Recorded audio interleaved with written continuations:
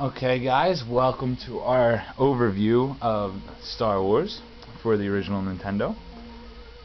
When you start up the game, you're greeted to the title screen, just like in the movie. It also does the scrolly text thing, just like in the movies. And when you start off, you get to see a cinematic. Again, just like in the movie, this is cutting-edge technology back in the 80s. This is your first cutscene before all the Final Fantasies and everything else. As you can see, the escape pod with the droids, and it gives you a little overview of what's going on. One of the droids has disappeared. C-3PO comes up, he's whiny as usual. And you start off in the Tatooine desert. You take control of Luke's land speeder. Now some of these preliminary cave levels are just to get a feel for the game. Some of the platformy elements.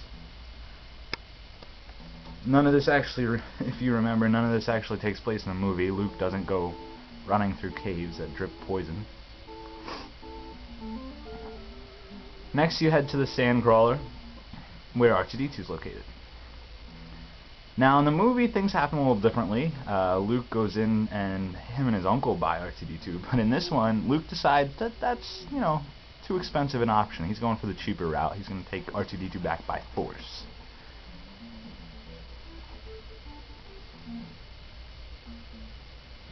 Oh man, I love this part of the movie when there was anti-gravity in the sand crawlers and conveyor belts and everything else.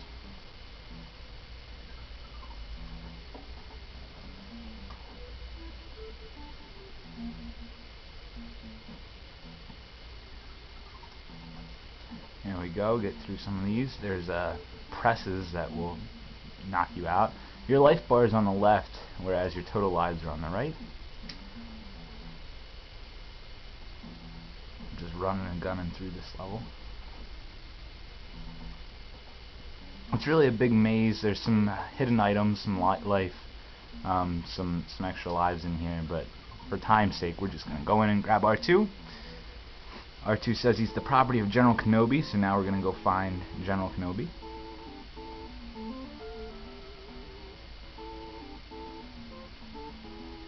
The desert's filled with different caves, different obstacles that try to kill you. And now we're going to go find Obi-Wan.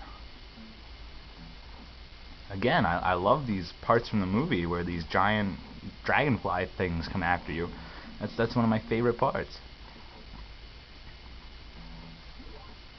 Little orbs restore health. I guess it's like orbs of force or something.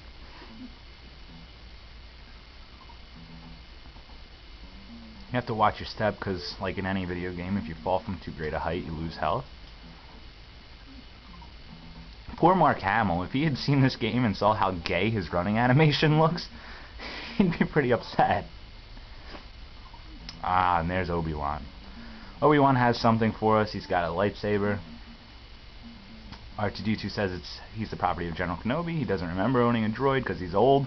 And there's the classic scene where Princess Leia comes out and says she needs help. And now we're to go find passage to Alderaan.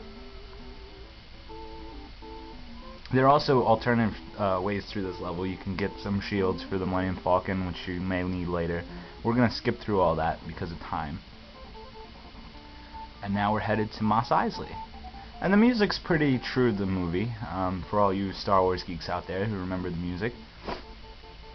Pretty good. In the background you have a little band bobbing their heads, taking out the Greedos. Unlike in the first movie, there's a million Greedos. And we found Han.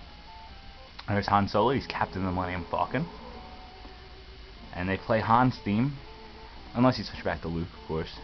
But he's got the lightsaber and he makes quick work of Greedos. Ooh. Run into a little trouble there. Nothing major though. Alright, and we're going to end part 1 with that. We're going to go to the Millennium Falcon in the next stage. And please tune in for part 2.